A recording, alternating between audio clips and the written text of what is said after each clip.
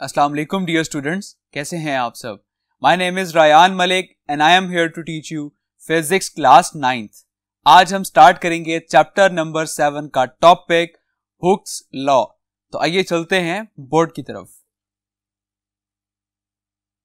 Chapter number 7 properties of matter and the topic 7.9 Hooke's law. So Hooke's law क्या है? The strain produced in a body by the stress applied to it is directly proportional to the stress within the elastic limit of the body.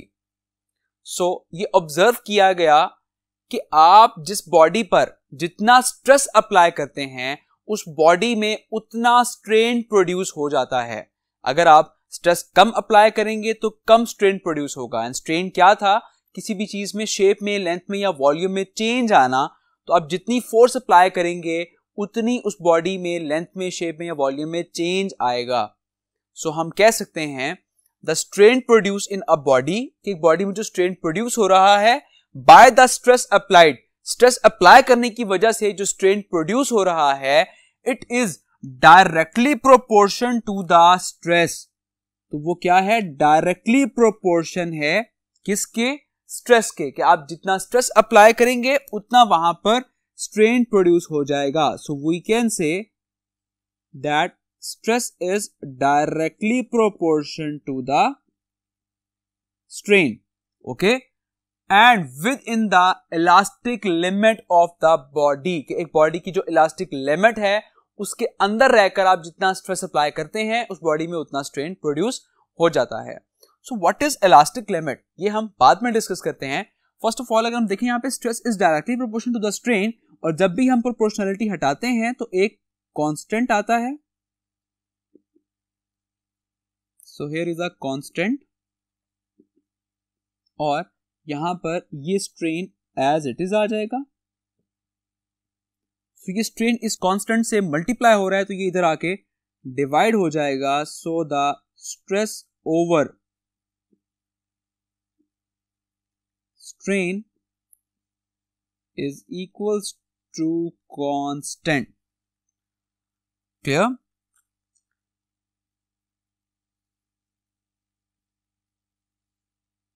Now we talk about the elastic limit. कि elastic limit क्या होती है?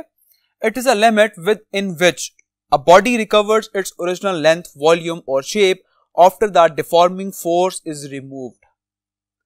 So अगर आप किसी भी object पर deforming force apply करें और उस बॉडी में चेंज आ जाए, सो आपने एक खास लिमिट तक डिफॉर्मिंग फोर्स अप्लाई करनी है कि अगर हम दोबारा से डिफॉर्मिंग फोर्स जैसे ही रिमूव करें तो वो दोबारा से बॉडी अपनी ओरिजिनल हालत में वापस आ जाए।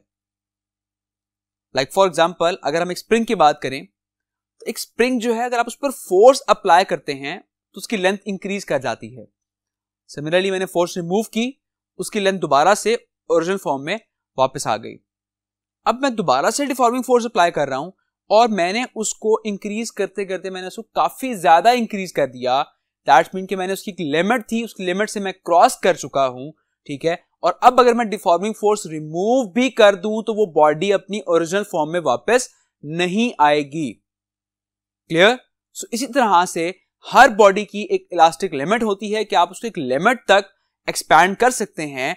फर्दर अगर आप एक्सपैंड करेंगे तो फिर वो बॉडी टोटली डिफॉर्म हो जाती है, फिर वो बॉडी अपनी ओरिजिनल हालत में वापस नहीं आती। जैसा कि आप एनालिसिस कर सकते हैं कि अगर मैं एक रबर बैंड को भी एक्सपैंड करूंगा तो एक लिमिट होगी जहां तक वो एक्सपैंड होगा। अगर मैं उसको फर्दर एक्सपैंड करूंगा तो वो रबर बैंड टूट जाएगा, बीच में से वो ब्रेक हो जाएगा। Clear? So it is a limit with in which a body recovers, कि ये वो लिमिट है जिसमें बॉडी रिकवर हो जाती है to its original length, volume and shape after the deforming force is removed. तो जैसे ही डिफॉर्मिंग फोर्स आप रिमूव करते हैं। Clear? Now when a body crosses this limit, a body is permanently deformed. तो जैसे ही एक बॉडी उस इलास्टिक लिमिट को क्रॉस करती है तो वो बॉडी परमानेंटली डिफॉर्म हो जाती है, वो खराब हो जाती है, वो दोबारा से अपनी ओरिजिनल हालत में वापस नहीं आती। अब हम एक ग्राफ डिस्कस करते हैं। जैसे कि आप देख सकते हैं कि यहां पर जो y एक्सिस में फोर्स एक्सर्ट हो रही है और x एक्सिस में मैंने एक्सटेंशन रिप्रेजेंट कर दी है। कि मैं एक रबर बैंड पे या एक स्प्रिंग पर एक फोर्स लगा रहा हूं और आपका स्प्रिंग जो है वो एक्सपैंड होता जा रहा है. Now here is a graph shows that shows कि स्प्रिंग हमारा एक्सपैंड होता जा रहा है. मैं फोर्स इंक्रीज कर रहा हूं, एक्सटेंशन भी इंक्रीज करती जा रही है. सो ये एक पॉइंट है, यहां तक स्प्रिंग एक्सपैंड हो सकता है. सो इस पॉइंट को मैं कहूंगा this is elastic limit. Okay, here is the point, this is the elastic limit कि यहां तक मैं उस स्प्रिंग को एक्सपैंड कर सकता हूं. तो ओरिजिन से लेकर यहां तक की जो पूरी एक्सपेंशन है, दिस इज कॉल्ड इलास्टिसिटी. इसके अंदर रहकर अगर मैं स्ट्रेस अप्लाई करता हूं, जैसे ही मैं उस डिफॉर्मिंग फोर्स को रिमूव करूंगा तो बॉडी अपनी ओरिजिनल फॉर्म में वापस आ जाएगी. लेकिन जैसे ही मैं इस इलास्टिक लिमिट को क्रॉस करूंगा तो फिर फर्दर बॉडी जो है वो अपनी ओरिजिनल फॉर्म में वापस नहीं आएगी. क्लियर? अब इस तरह से जैसे ही बॉडी इलास्टिक लिमिट क्रॉस करती है तो इस पॉइंट से लेकर लेट्स सपोज कि ये एक फाइनल पॉइंट है, तो इस पॉइंट तक के रीजन को हम कहते हैं plasticity. Okay, this is plasticity. And plasticity means कि अब वो बॉडी जो है वो बिल्कुल प्लास्टिक की फॉर्म में बन चुकी है, अब वो दोबारा से अपनी ओरिजिनल फॉर्म में वापस नहीं आएगी. क्लियर? और फर्दर जो लास्ट पॉइंट है, इस लास्ट पॉइंट को हम कहते हैं this is the break point. कि अगर आप इस पॉइंट से फर्दर फोर्स लगाएंगे तो ये स्प्रिंग या वो रबर बैंड ब्रेक कर जाता है. क्लियर? अब आप सोच रहे होंगे कि स्प्रिंग के केस में तो बात ठीक है कि स्प्रिंग जो है वो एक प्लास्टिसिटी वाली फॉर्म में भी बन जाता है एंड देन उसको फर्दर अगर हम फोर्स अप्लाई करेंगे तो वो ब्रेक भी हो जाएगा. लेकिन एक रबर बैंड वो प्लास्टिसिटी की फॉर्म में कैसे आता है? तो बहुत से ऑब्जेक्ट्स ऐसे भी होते हैं कि जिनमें इलास्टिक लिमिट जो है वही उनका ब्रेक पॉइंट भी होता है.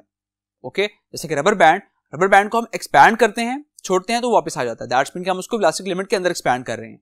अगर आप उसको फर्दर एक्सपैंड करेंगे, इलास्टिक लिमिट से क्रॉस करेंगे तो वहीं पे वो रबर बैंड टूट जाता है, ब्रेक हो जाता है. क्लियर? सो दैट मीन्स कि उनका इलास्टिक लिमिट वाला पॉइंट ही उनका ब्रेक पॉइंट होता है. ओके, आई होप ये टॉपिक आपको समझ आ गया होगा. इसी के साथ एक लास्ट टॉपिक है दैट इज यंग्स मॉडुलस, और ये एक इंपॉर्टेंट लॉन्ग क्वेश्चन है. सो हम स्टडी करते हैं. Now, what is Young's modulus? The ratio of stress to tensile strain is called Young's modulus. कि आप स्ट्रेस अप्लाई करें और स्ट्रेस अप्लाई करने से एक बॉडी में टेंसाइल स्ट्रेन प्रोड्यूस हो जाए, मींस कि उसकी लेंथ में चेंज आ जाए. That is the Young's modulus. Okay. Now, consider a long bar of length L0 and cross-sectional area A. Let an external force F equal to the weight W stretch it such that the stretched length becomes L. Okay. So first of all अगर हम discuss करें definition से कि young modulus क्या है, it is a ratio of stress to tensile strain. So Young's modulus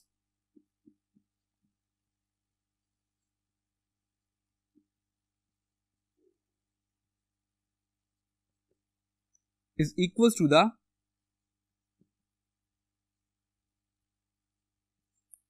stress over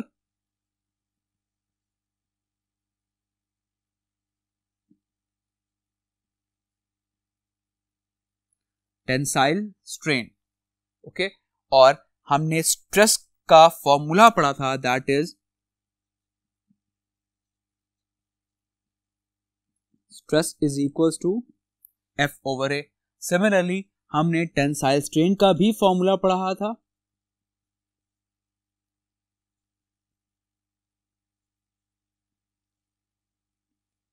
that is equals to change in length delta L over original length L0. तो क्योंकि उसकी जो original length थी that is L0 और जब हमने force apply की तो उसकी लेंथ में चेंज आ गया, उसकी लेंथ स्ट्रेच होकर उसकी लेंथ हो गई L. ओके, सो अब कितना चेंज आया है? सो हम डेल्टा L को इस तरह से भी लिख सकते हैं that is L minus L0 over L0. Clear? So now Young's modulus is equals to stress over tensile strain.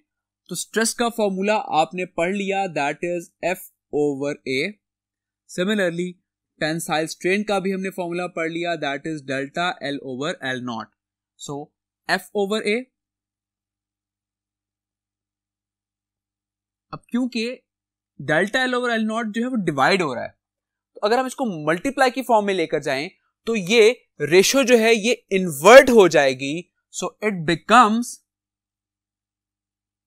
L naught over delta L. Clear?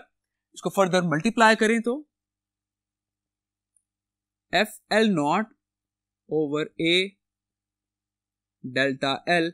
So this is the final expression of Young's modulus, that is FL naught over area delta L। So, अब इसका unit हम drive करते हैं कि young modulus का unit क्या होगा।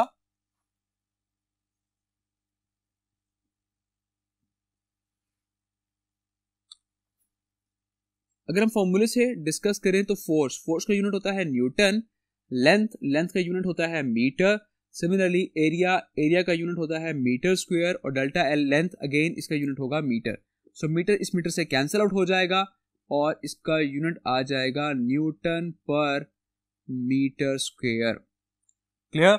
सो हमने डिस्कस किया था कि प्रेशर, स्ट्रेस और यंग मॉडुलस का यूनिट सेम होता है, that is newton per metre square. And one thing, strain एक ऐसी क्वांटिटी है जिसका कोई यूनिट नहीं होता।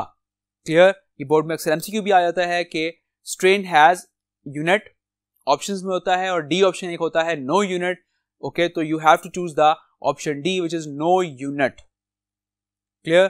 सो आई होप ये लेक्चर आपको समझ आ गया होगा। तो अपना बहुत सारा ख्याल रखिएगा। Take care. अल्लाह हाफिज।